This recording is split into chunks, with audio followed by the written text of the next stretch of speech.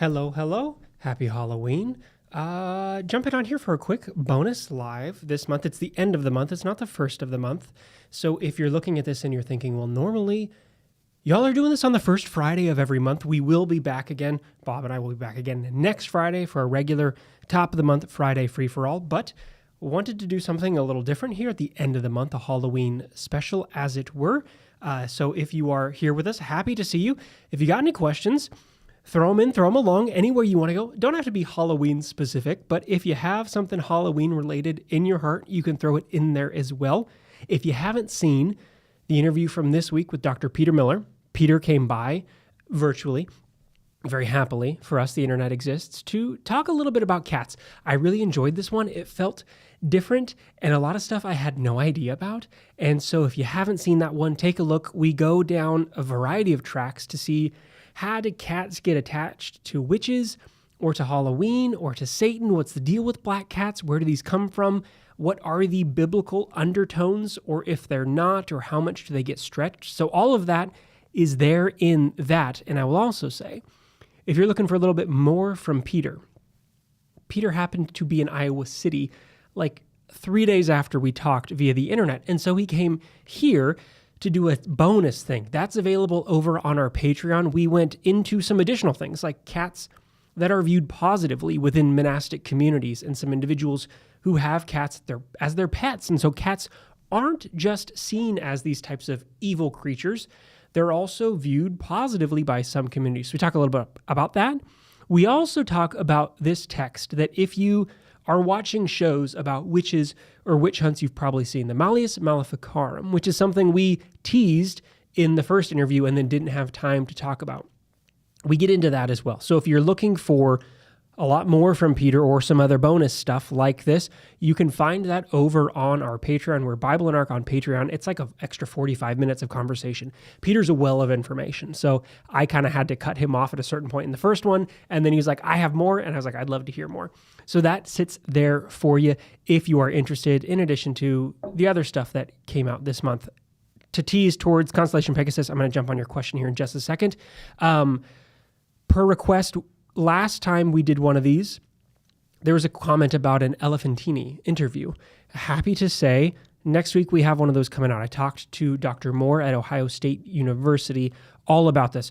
A very fascinating interview. And so that one is going to come out next week. We've got a thing coming out with Eric Cline about his new book. This one, Love, War, and Diplomacy. This book comes out in November. If you like the Amarna letters, if you're fascinated by the Amarna letters, if you don't understand, if you've never heard of the Amarna letters, this is a book for you. You can pre-order it now. It's going to come out soon. We talk through all kinds of stuff, but it's an interesting walk through the people and the texts of the Amarna letters, in addition to the people that are studying the Amarna letters as they come out. It's such an interesting way to lay it out. As I talked with Eric, I was like, this feels like such a refreshing way to look at this. So I highly recommend the read. It's very accessible regardless of your training on it. You don't need to know everything about them to enjoy the book. But if you do know things, there's new material there for you as well. Like he does a social network analysis at the end of the book to say, well, who are the big players in the Amarna letters? Who is maybe overrepresented? Who is overrepresenting themselves, or who's around a lot because everyone else is trash talking them? It's a wonderful read. So it's from Princeton University Press, Love, War, and Diplomacy, all about the Amarna letters. Wonderful read. If you're looking for something to read in November, I think it's one of my favorite books from the year. Definitely one of my favorite books that we've read so far this year.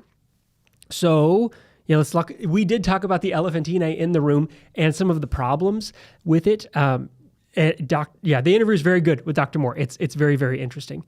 King Solomon caught a shmare to get a shamir, a worm you could tunnel through stone. Could you tell us more about this shamir? What other magical animals are there in Judah? Oh, goodness. Yes. Okay, so I think, I mean, magical animals, I'll have to say, is a bit out of my wheelhouse as far as like, well, what types of all these magical animals? Because we do get a lot. And this ties in, I mean, I'm thinking some about when we talked with Dr. Proctor about things that are like out of space, or that context, it was like demon bodies. But some of this connects to that, where you have these like, well, what are mystical or what are mythical creatures, and what are real and what are connected to like mythological ideas of creatures, what become like the embodied versions of spirits into creatures themselves. And then within that too, like, well, what if these are supposed to be perceived as real? Or are they perceived as real? Are they perceived as representative of other things? I mean, there's a comment here about Justin Sledge, a few videos on the Hammer of the Witches. I think Justin Sledge would be an excellent person to ask to come on and talk about all of these types of like these folklorish creatures. And I will say we're going to be scheduling something here shortly about Mesopotamian mythological influences in the Hebrew Bible that'll be coming your way soon. And that might be something I throw into this as well, where is there a path? Because I could see people making an argument that some of these like mythological creatures that we get from early Mesopotamian traditions that we have showing up in ways within the text, like the creatures of the deep, and these ideas where we have maybe some of these very explicitly mythological undertones that then get repurposed or rechanged into enemies or to naturalized things. Are there lines between those information, those details, those names, those creatures, and some of what we get within these mythological, folklorish creatures themselves, and the ties between them? I mean, I think in two here, there's another thing we're looking to schedule, a book called Killing the Dead, that's talking about like vampire traditions and going all the way back to like origins of vampire traditions and the killing of the dead in these traditions within ancient Mesopotamia, Greece, and Rome, all the way through, European history of these types of traditions, and some of the through lines where you have these very, very old myths or creatures or stories or concerns that underlie these things that continue to be repurposed and renamed and redefined, but there's this line through that. And so thinking there about like, a worm that can tunnel through stone and connections within that. I mean, let me say, Constellation Pegasus, as always, I appreciate the support and the homework. So let's look into this one, because I can happily wave my hands and say, off the top of my head, I don't have an answer for you. But let me do some reading and also some potential follow-ups with individuals to see. So next week, let me have an answer for you, okay, on what thing I might be able to tell you more about outside of like, because you get a lot of this stuff attached with King Solomon within these folklore traditions. Like you have his ring connected to like exorcisms. You have a lot that gets packed into King Solomon growing out of those like Solomonic wisdom traditions. And in some ways also wrestling with what seems to be like three Solomons in the text. You have, right, that wisdom Solomon. You have the before that, like that first ruling Solomon, the post-David Solomon, the Solomon who's going to clean house and kill enemies for David so that David, can clean his hands and say, I'm not the one who killed him.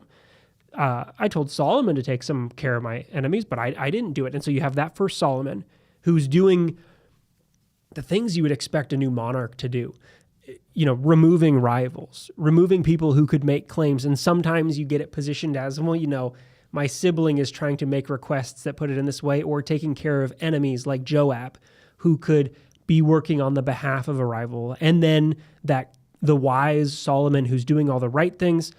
And then that third turn of the Solomon who's worse than the pharaohs, and the Solomon whose heart is turned to all these foreign gods because of their plural marriages and all these things. And out of the like diversity of Solomon traditions, you get some of these like, well, where can folklore stuff come in and grow? What does it mean to be so wise? What other things might come into that? So all that to say, let me look. If you could find one to get into the rare mineral business, I feel like now maybe that might go over into, I don't understand anything about Bitcoins or how that works other than that they say, you're mining for them. Wouldn't shock me if somebody's got like some kind of Bitcoin mining business named this. And so maybe you could make a new one of those too. And it's King Solomon's Shamir in order to get through this, to say what's happening here. So Constellation Pegasus, let me look. And next week, hopefully have something for you as a return to that. How long did Samaria rule over Judea?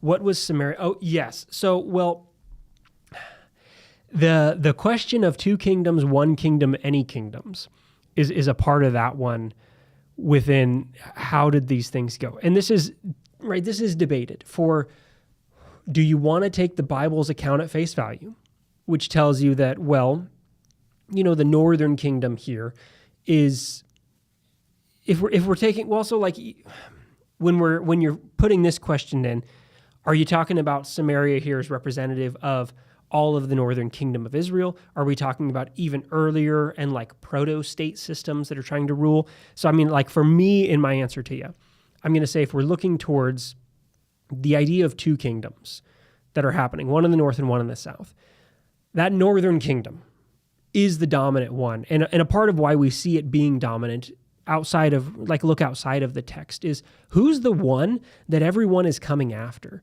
right? When you have these powers coming through, when the Assyrians come through and decide that they need to bring some people into alignment, they're coming after the northern kingdom first. The southern kingdom has some concerns. The southern kingdom has some things, yes, but that northern kingdom is the one that is more powerful. It is wealthier.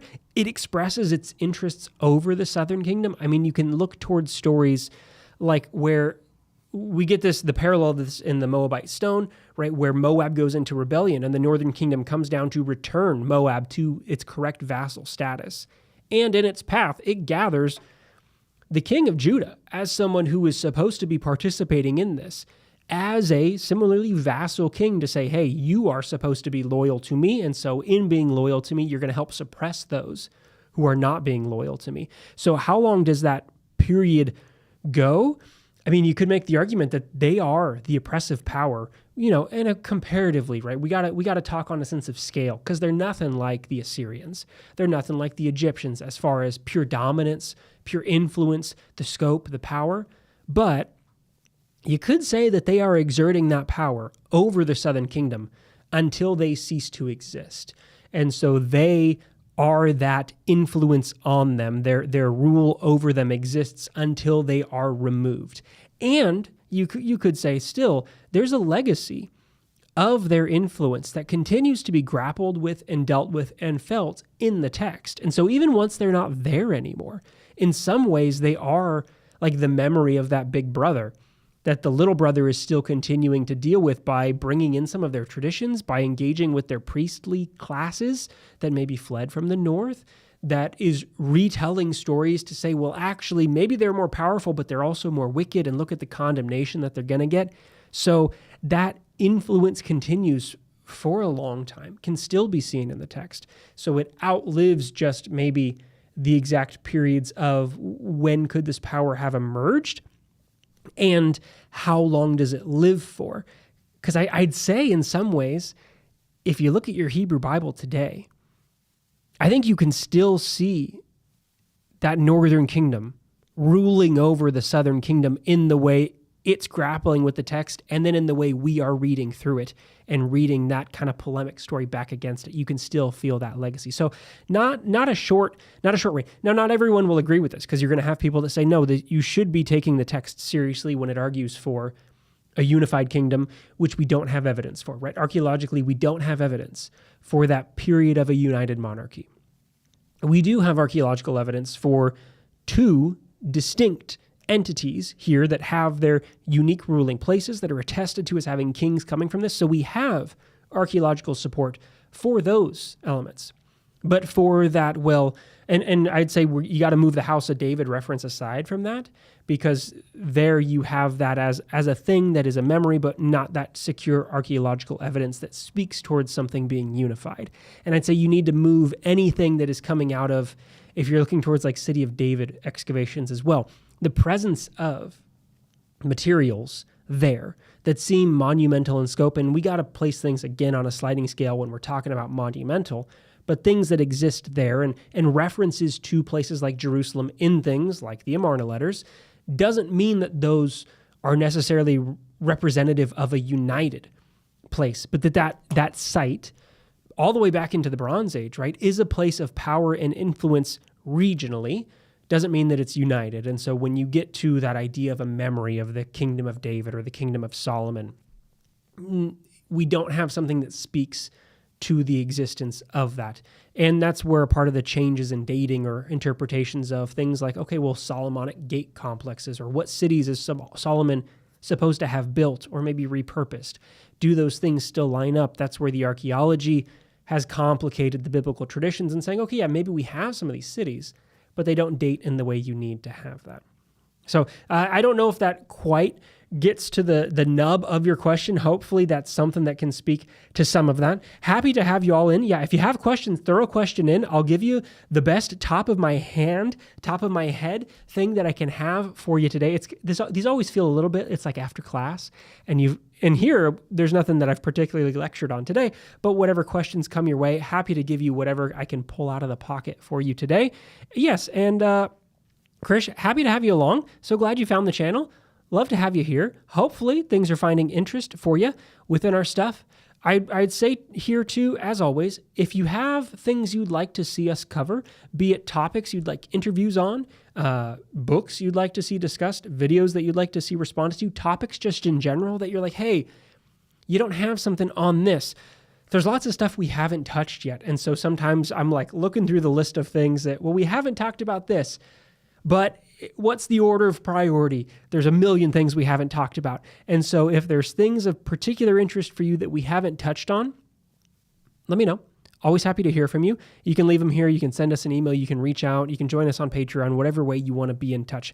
I mean, we do have some interesting things coming up for you this month of November. I mean, we've got the Elephantini. We have some Amarna letters. We're going to be doing something on Revelation. We're going to be doing some stuff on mythological influences into the Hebrew Bible. All of this before we get into December, and then we're going to have a slate of not only Christmas related stuff, but some Christmas things coming your way. And speaking of Christmas, this is something we were talking about.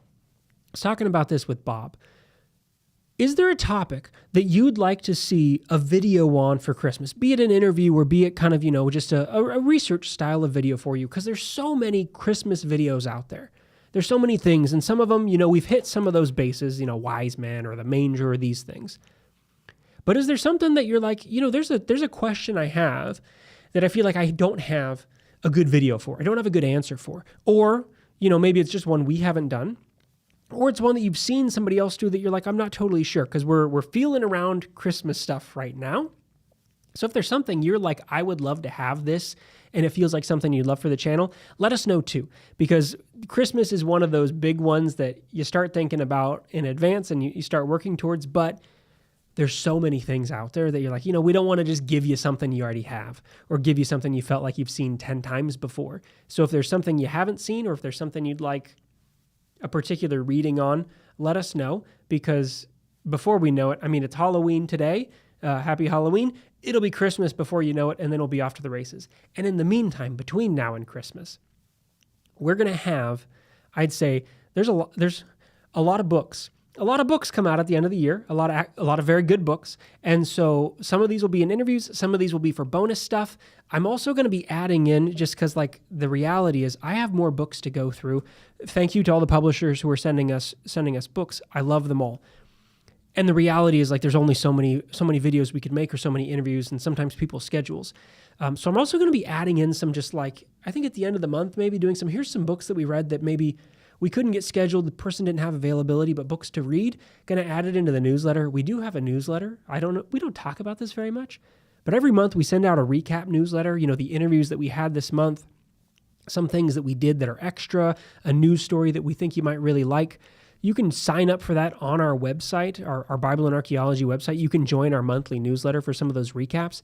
But I'm going to be adding in something there too about some of the books that we've read this month or that we've covered that are really, really interesting. Because I think there's so much good stuff. There's so many good books coming out. And sadly, it's impossible to cover all of them. But I want to make sure that the good ones are getting floated your way. Because I'd say, that Love, War, and Diplomacy is probably my favorite one, and that's for November. My favorite one for November. I think my favorite one for October, if I was just going to give you one, and this isn't a new book, but it does relate to an interview we did, and academically, I'd say academic publishing, it's new, but it's Travis Proctor's book on the demon bodies, because it's just such a unique approach to thinking about this and some of the questions that come from this. It's something, depending on your institutional access, you could potentially get open access as well, but it's a very, very interesting read. I just read this book that it's Abraham. Let me pull up the author's name because I want to make sure I can get the author's name here. It's from Baylor University Press. Abraham, I want to say it's like Abraham, father of many. I finished it Abraham, father of many. It's a short one, Daniel Maier. It's a short read. It's not super long. I think it's a very interesting, if you have questions about Abraham as far as like growth of Abraham traditions and how Abraham takes different paths through Christianity, Judaism, and Islam off of similar things, the way some of these similar questions emerge, I'd say it's very much like a introductory friendly book, both in page length, it's not an oppressive length, chapter length as well, and topics. It opens up lots of new questions. It has footnotes for more if you're wanting to go into more detail on some things. But just some of these, like, well, what do people do with Abraham's obedience? Like, and where does that go? And how does that become a part of this tradition or not? Or some of the things like, well, what age is Isaac supposed to be? And this is something we've talked about, is Isaac supposed to be a child or is Isaac supposed to be older? Because by the biblical chronology and the age that Sarah's supposed to be, Isaac could be like 25. And so is Isaac then, if he's older, if he's not a young child, if he's in his 20s and he's being tied up, is he a willing participant? And then where does that go? So that's one I'd also throw out there of a different style. Some different things come up. They talk about more of the interpretation as well within particular faith traditions, something that comes along with this in that particular reading. But it's another one that I think it's an interesting one, and then one that I'm working through right now. I haven't finished it yet, but we're working on getting something scheduled, is that Killing the Dead book. It also comes out in November from Jonathan Blair, I want to say is their name, from Princeton University Press. And if you like vampire traditions, John Blair. If you like vampire traditions, if you're interested in vampire questions, this is a historical read-through. And so it's not so focused on like modern adaptations, although some of that comes in, they say, like acknowledging the impossibility of getting away from some of that. But as like a historical reading through. Now this one is large compared to Abraham, father of many, which sits around, I want to say it's like 120 pages, something like that. This one's, a 550 pages, I want to say, 600-ish once you get to footnotes. So it's a little bit of a longer read, but wonderfully written. And so we're looking to get them scheduled too. So another thing to throw out, there's a lot of good books. There's just so many good books. There's so many good books all the time. But we'll add that into the newsletter or something like that. And so is there evidence of Israelite settlements in the lowlands of Canaan? So a question here from Aramgard. Is there evidence of Israelite settlements in the lowlands of Canaan prior to the 9th century?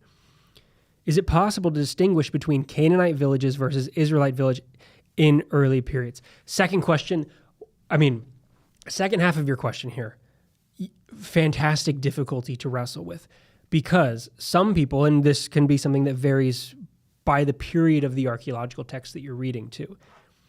Sometimes people will say yes, not everyone agrees. And I think here, we talk about this. I talked about this with J.P. Dessel in an interview from earlier this year about, I think it's in our Origins of Israel podcast, where this is something he is looking at right now.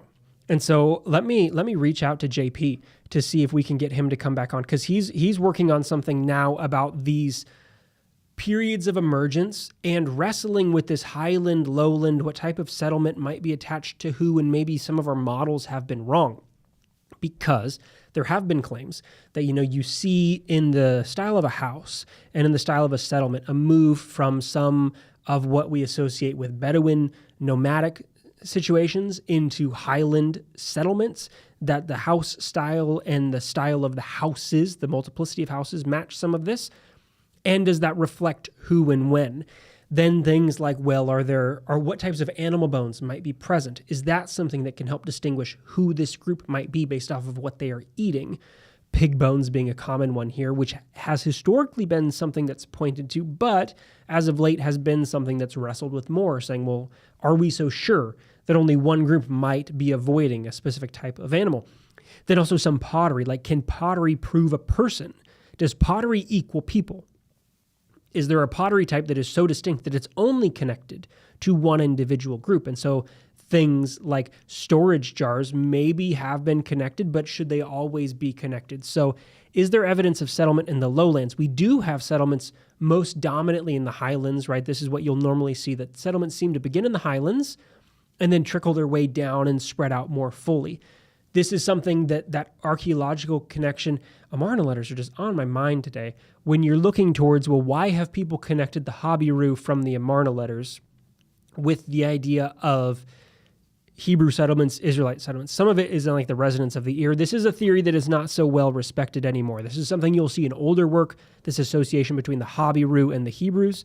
Something that there's a lot of questions about the validity of that. A lot of people have moved away from seeing that as something that should be considered as secure, because it might just be the naming convention and that sounds nice and they ran off with it. But within that, you do see in both cases, there is a parallel in the beginning settlements in one highland position and moving down.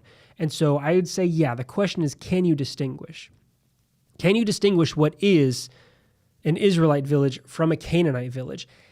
And that gets more complicated if you're taking that view that, well, the individuals that come to be understood, come to self-identify as Israel or as Israelite instead of Canaanite, if they emerged from the Canaanite populations and that name is simply a distinction within that demographic group, then what you use to make those distinctions, when do those things start to come up? So that's something that, depending on who you're reading, some people will say, yes, it is possible, and they're going to point to some of those things.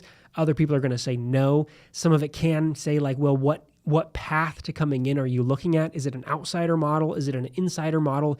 Is it a back and forth? Is it peaceful revolt model? Those things can make those complicated. So like for me, I'd say it's a real difficulty to say that you can distinguish. There's things that you can point to that might lead towards that over time, but you don't get a real clear break in continuity of pottery type or of settlement type to say like, very clearly something distinct has changed because we have this type of pottery, very clear destruction, and then a wholesale change in the stuff that's here. That's not something that you're getting in a lot of those places. Constellation Pegasus, second question from you here. According to Judaism, humans were created to die, not created immortal originally. Yes. Could you do a video on what the Hebrew Bible says through the university lanes? So like the ideas of immortality, and this is, yeah, like absolutely, Constellation Pegasus. Let's look at that. So ideas of immortality. Because when we're looking at, if we're talking about Halloween, and one of my favorite stories, Witch of Endor. Witch of Endor is a story within the Hebrew Bible that can open questions to shifts in this idea of mortality, immortality. Also, if you look towards the Garden of Eden, is there this idea, depending on how you're reading this, of an idea of an original sense of immortality with the tree of life that they would have been able to continue partaking in that gets broken? They're, framing a mythological idea of origins and fall. And so that's removed. But once they die, there's no real clear described sense of, well, where do you go?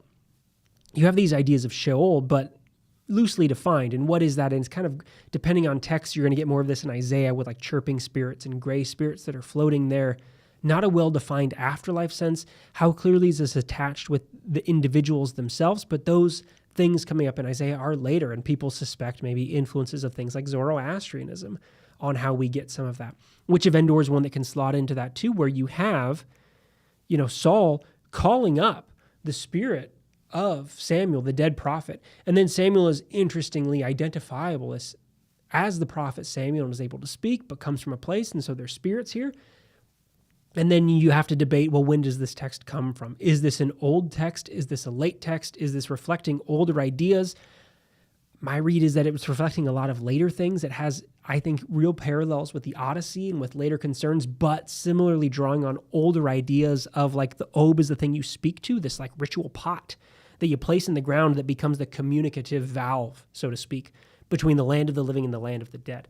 And so let's do, ideas of immortality and the development of that, because it definitely undergoes change. And you're going to see this, right? If you're looking towards the New Testament, you have like, I'm here because I believe in the resurrection of the dead as a get out of jail free card, and opening a debate between the Pharisees and the Sadducees, because within Second Temple Judaism, There's not agreement on the ideas of resurrection and associations between that and the immortality of a soul and where you go from that. So yes, let's add that onto the list. Thank you. Wonderful topic. So two homework points. Let's look at Solomon and the Shamir, and then let's schedule something on immortality of the soul. Thank you, Constellation Pegasus.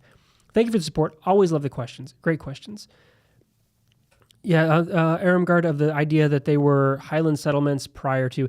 Yeah, highland settlements is the thing. And this is one of those, if you're looking towards ideas of a united monarchy as a memory, as this created memory of when things change, and putting David as one of these, Solomon as one of these at that period, connected to your date here to say, okay, this is when something is shifting.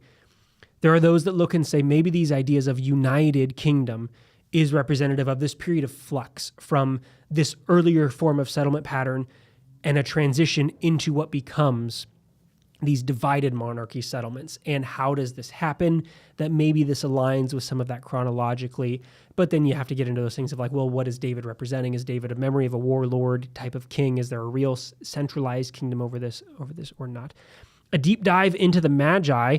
Yes. So we did talk some about this last year with Eric Vanden Eykel. We had a Magi episode with, and they have a great book on the Magi too, but something I think we should return to maybe this year, and maybe Eric would be a good person for this or someone else. The star tradition in the birth of individuals, and this is something that people talk about quite regularly, is that you have, maybe most famously in many minds, this star is the sign of the birth of the individual in a New Testament tradition connected to Jesus. But the star is the sign of the birth of a prominent individual is not unique to the New Testament tradition of Jesus's birth. That star as sign is something we get with a wide variety of individuals. And even there you have distinctions between maybe it just being star or heavenly phenomenon, that something is taking place in the heavens to mark the birth of this individual that is going to be distinct, special, powerful, and in some ways, usually, connected to something divine, be they a semi-divine individual, might they have divine parentage, might they come to a position of power in kingship that is touching, those in-between realms of the king is not quite human, but not maybe fully divine, depending on your system as well. So let's say for a Christmas thing, looking at some star ideas, I think that's something, let's look at some stars. And I follow the star. We should follow the star and look at stars as markers of birth. I mean, I love thank you so much for your topics. It's so nice to be able to reach out and say, what do you want to hear? Because sometimes I'm just like raking around in my brain and I'm like, I'm highly interested in this, but what do you all have questions on? I think that's very, very fascinating. It's very interesting. They never mention the sacrifice of Isaac ever again in the Hebrew Bible. Yeah, we get that. And this thing, the binding of Isaac, that is such a dominant thing to be wrestled with in interpretive traditions, that we get it and then you don't get it. And this opens for some, the reading of, we've talked about this in our Did Abraham Really Sacrifice Isaac episode, the possibility to make a reading that maybe Abraham does. It's not impossible to see a way that there's a version of this text lying there, that maybe Abraham's hand is not stopped in the air with the knife, but does fulfill the act. And because you obeyed, because you did this thing, I'm going to do this. And that the uncomfortability with that later leads to changes. And this also requires you to accept or embrace the tradition that what we get in the Abraham, Isaac, and Jacob narratives don't have to reflect, that chronology. Was Abraham first? A lot of people think Abraham may not have been the oldest of those, but gets placed first. But bringing in these type of patriarch traditions from earlier things and wrestling them together in this way in places that open up to new things. It also aligns with, if you're looking at Abraham gets a lot of screen time, Jacob gets a lot of screen time, and Isaac, not so much. And so does some of that belie the fact that maybe Isaac, didn't leave through? And you do get, the connection that they make with Jesus, that's one of those absolute dominant type of readings that grow out of this tradition, and the wrestling with it was this a foreshadowing? Now, that is something that can be very common, let's say, in people's readings of texts in the Hebrew Bible, in these places where you're going to get these Is this a foreshadowing? Is this a type and an antitype? Northrop Frye has a great book on types and antitypes and readings of this and where do you see this in literature and focusing on the biblical text for this. There's a lot of good that can happen, or you can use that type of reading positively in ways. It can also be something that becomes very negative in the application and saying, well, in order for this to exist or to have its meaning, it must have another fulfillment in the New Testament, which then becomes these Christological readings, these supersessionist readings of the text, where you might have a different type, antitype, or the fulfillment type, the prototype coming in that happens outside of that. And so does that Isaac tradition have other legs other than a New Testament tradition? And the Hebrew Bible would argue, like, in some ways, yes, because we can go other paths with that Isaac, with the sacrifice of this, with the dedication of this, with what this means about readings of if God is electing Israel out of the nations as the child that's theirs, what's God and Abraham and Isaac as representative models here. But it does go into more sometimes problematic, we just got to say, problematic readings that can grow out of heavily New Testament applications onto those stories themselves. The Tree of Life, ancillary to Genesis 2, and you do get, it's there, and in what is it doing, where it's the central goal in Gilgamesh. Yeah, so you do have, in that Gilgamesh tradition, Epic of Gilgamesh, and after he goes and he hears about the flood tradition, and a part of this is you're getting the flood in order to have the pursuit of everlasting life, which requires Gilgamesh to go down to the bottom, and he's unable to do the whole stay awake tradition, which would have got him what he needed to have this period. But he says, luckily there's another path. If you get this plant that makes the old man young again, then you can have this type of immortality. He goes down, he swims down, he gets it, he gets onto the shore. He's exhausted, and he falls asleep. And the serpent comes and takes it and eats it, and that's why the serpent sheds its skin, and Gilgamesh fails in achieving this. And as part of that is a recognition of the humanity and the humility and what it means to be immortal, what it means to be a human, this fear that you're gonna die and trying to do everything to avoid dying, but being unable to avoid death as one of these through lines in that Epic of Gilgamesh. And you see that depending on how you want to read connections between those traditions and the Hebrew Bible, something we'll be talking about in that episode. But how much is this being wrestled with? How much is this being polemicized? What's the dominance of this? We see this tree of life motif in a lot of the archaeology and the artwork. If you're looking at some of the smaller, like votive altars, and you're going to have this tree of life motif there. You get this in vase paintings. You get this in all kinds of things where you have this tree of life as a dominant theme, that there's this question, there's this pursuit that goes through that. And so I would say there's definitely a deliberate choice by the text, whether you want to make it J, you want to make it sources, however you want to wrestle with that, to draw on what it wants to draw on for its particular audience, in the way that, using these things is circling the wagons in a particular way to say, this is our tradition, we're drawing on some things, we're not drawing on other things. And when we're doing it differently and uniquely. You get this with the story of Noah as well, where it has similarities and differences to what we get in the flood tradition of Gilgamesh with Utnapishtim. Is it a boat with a rudder, Gilgamesh, or is it a rudderless craft, Genesis? And what does that say about the text's view of the futility of a fight against the divine and what you're supposed to be doing and what you're supposed to be relying on? Are you trying to escape and get away by the strength of your own hands, Epic of Gilgamesh, because you're fighting that storm? Or are you placed into the trust in the divine protection in a rudderless craft, Noah? So they're making decisions there. And so they're, to modify a trope. Yeah, sorry, I'm a little bit behind. Let me go through some questions quick. The Sheol stuff, it is complicated. Yes, and so yes, barterment, heaven and hell. That it's simply the literal grave. This is something that you get in some of these readings. Like, what are we supposed to be doing with this? When someone is gathered to the bones of their father, when they go where are they going? What does this mean? And how might that have changed over time? Because you do get progressions. You get developments in this, because by some of those later texts, you have these like chirping spirits, and in earlier places, you don't get this. And so was it just this grave tradition? Yes, thank you for referencing great text there, heaven and hell, Barterman, of some of this development, because it's something that significantly undergoes development. And sees real growth once it runs into a lot of this Greek, Tartarus, afterlife, Hades traditions that causes significant change in a wide variety of ways. One of my favorite textual variants. Yep. Yeah, he looks up and sees a ram behind him.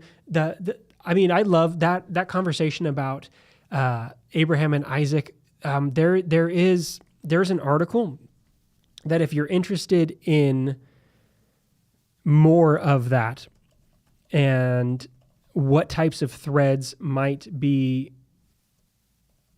present in those traditions. Oh, what is this book? If I could remember the name of this book, I would be much happier. I don't think it's in God's Body by Francesca Stavrakopoulou. I don't think it's in this one, but I think they have a journal article where they talk about this and some of the potential, does he kill him, does he not kill him, and what might be present within this. I think we talk about that some in that Abraham and Isaac one. But I'm in my mind, there's a journal article where she goes through some of this. And so if I can find it, I might have it somewhere. If I can find it, I'll put it down in the description. If I can't, sleuth around, and if you find it, put the name of it down in the comments for anybody who might be interested that you have some of those things. He looks up and he sees a vine.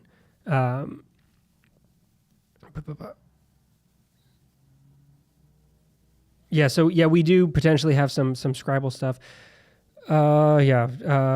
Looking through for questions. Yeah, we get a lot of stuff Atrahasis, and it's because the gods can't sleep. Yes. And so we've done some flood stuff, but this is something that I think might become a more than a one-parter for those types of mythological influences. The flood's a really big one because there's a variety of things you can look to for other flood traditions, because we don't just have Epic of Gilgamesh. There's a wide variety of flood narratives. And this is something that people will point to say, well, why are there so many traditions? Why are there so many flood traditions? Oh, it's because there was a global flood that happened, and this is why we have all of these things. That's an answer that you can reach to. I don't find it a highly convincing answer to reach for, because there are so many parallels. There's parallels, yes, but there's also so many significant differences in those traditions themselves. Are they really talking about a global flood wholesale? Are they talking about a flood that is regional and floods their local area and their conception of what the world is? We apply so often our conception of frameworks or what it means to be regional or global. We are so aware of that when we read these things that we impose that in a way that may be unfair, unjust, incorrect onto some of these readings. And so you do have, there's the din of humanity. And it's out of the rage of inability to sleep. I mean, you know what it is like if you're trying to fall asleep and there's something that's always keeping you awake outside. And in this case, it's humanity, which they have made. And so they're like, yeah, we made them. We can get rid of them. And the short-sightedness there in Atrahasis, which is also like in some ways mocking the gods themselves as well, by getting rid of them, you have the problem that they're no longer offering the sacrifices for the gods to feast upon. And so at the end, there's the relief when the sacrifice is offered and they circle around it like flies and, oh yes, they're able to eat again. And so it's a short-sightedness. And so there's a critique. There's a critique within that of both humanity, yes, but then also some of this divine system and what this is in ways that gets picked up on differently. And so in Genesis, you do get some of that same condemnation of humanity. There, though, it's not because of the din, although in some ways you can see the parallels of like the wickedness of humanity, right? The wickedness of humanity, that's that thing that like brings about the divine wrath that says, oh no, we need to wipe them out. We're going to start over, get rid of them all. That wickedness in their actions is the parallel to that din in Atrahasis. And so there's a real similarity between those two things. Though it's, very clearly we're going to mark someone else as different. And then at the end of Genesis, though, you do get that return to Noah offers the sacrifices. The scent is pleasing to the Lord in a parallel of how those narratives close. So you do get some of that comes around in similar ways, but also towards different wings. And when you look towards later traditions like Jubilees, what are the types of negative things that they're doing? Well, it's because the fallen angels have introduced things like weapons and these types of metallurgy and makeup and these things, and those are the elements that are so upsetting that causes the flood. So you have those types of things.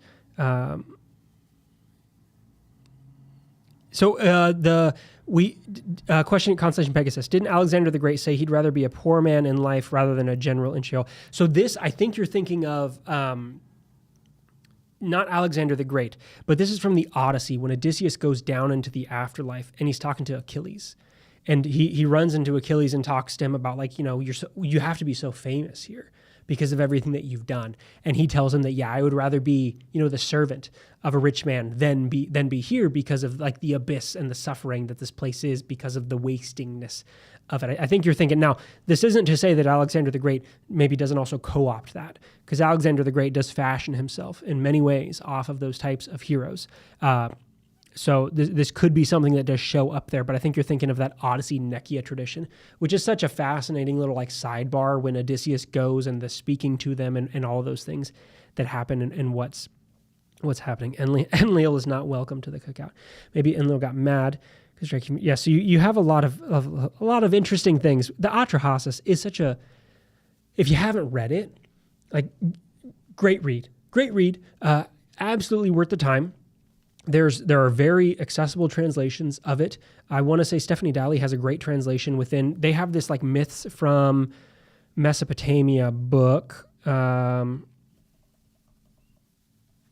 want to say that's the correct name. Yes, Myths from Mesopotamia, Creation, the Flood, Gilgamesh, and Others.